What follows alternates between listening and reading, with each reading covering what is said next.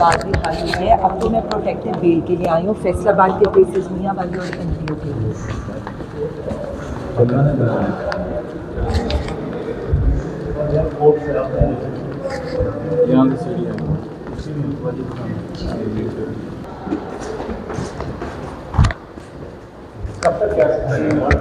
ابھی پروٹیکٹیو بیل ہو جاتی ہے تو پھر میں اجازت مانگوں گی انشاءاللہ تعالیٰ. باقی آپ دیکھیں کیا حالات چل رہے ہیں سیاسی پس منظر میں کیا نظر آ رہا ہے؟ مجھے تو یہی نظر آ رہا ہے کہ خان صاحب ہی کے اوپر ساری سیاست گھوم رہی ہے آپ کے سامنے ہی.